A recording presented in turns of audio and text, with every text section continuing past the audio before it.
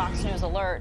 Two of New York's prominent Democrats, Senators Kirsten Gillibrand and Chuck Schumer, are joining close to 160 New York lawmakers in calling for Governor Andrew Cuomo to resign in the midst of his sexual harassment scandal, where 7 women have now come forward with allegations. Gregg Jarrett is a Fox News legal analyst who says Cuomo needs to be worrying less about his political career and more about prison. And Gregg joins us now. So, Gregg, we now have 7 allegations. You have politicians on both sides of the aisle calling for resignation, impeachment. What do you think will happen next, and what should happen next?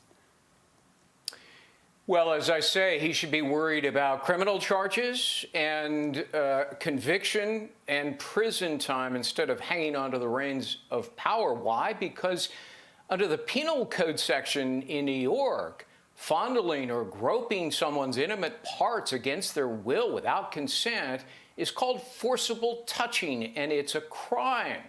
This is exactly what the 6th accuser has described Andrew Cuomo's behavior toward her, and it wasn't the first time, she says. So if she is a competent and credible witness against him, and if other accusers in a trial were allowed to testify to establish a pattern of conduct, as we saw in the Harvey Weinstein conviction, then Andrew Cuomo is in serious criminal jeopardy. 6 times, Jedediah, he demanded that politicians resign without due process. So by his standard, he ought to resign. He called Brett Kavanaugh presumptively guilty. So by his standard, he ought to declare himself presumed guilty. And yet he insists on due process. He calls the demands for his resignation reckless and dangerous. Well, I guess he was reckless and dangerous when he did the exact same thing.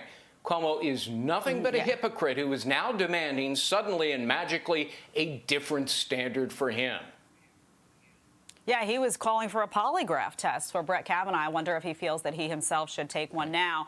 This is Governor Cuomo on the allegations yesterday. Let's listen to what he had to say, then we'll get your reaction. I did not do what has been alleged, period. I won't speculate about people's possible motives. There are often many motivations for making an allegation, and that is why you need to know the facts before you make a decision. Your thoughts, Gregg? Well, he made decisions before the facts were ever known in other cases. Look, he's trying to stall here. He's trying to buy time. And he's saying, let's wait until the state attorney general's investigation is concluded. I have news for Andrew Cuomo. Generally speaking, those investigations don't clear or exonerate the target. They tend to do just the opposite. During the course of an investigation, other evidence of sexual harassment is often revealed. It's incriminating.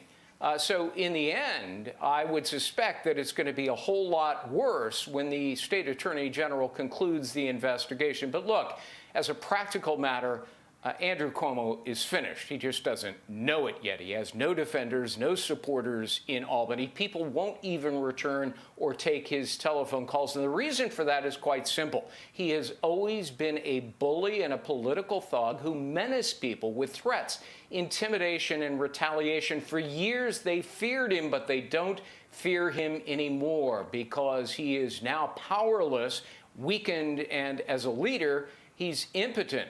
So I suspect that things are going to turn out badly for Andrew Cuomo. He'll likely resign once critical mass is reached in the state legislature, and he realizes that not only will he be impeached, but he'll likely be convicted. So I suspect he'll resign. Yeah, I mean, his approval numbers are sinking rapidly. I'm not sure what political future he thinks he's going to have, given the 2 enormous scandals that are sitting right at his feet right now. But remains to be seen. You never know. Crazier things have happened. Gregg Jarrett, thanks for being here with us this morning.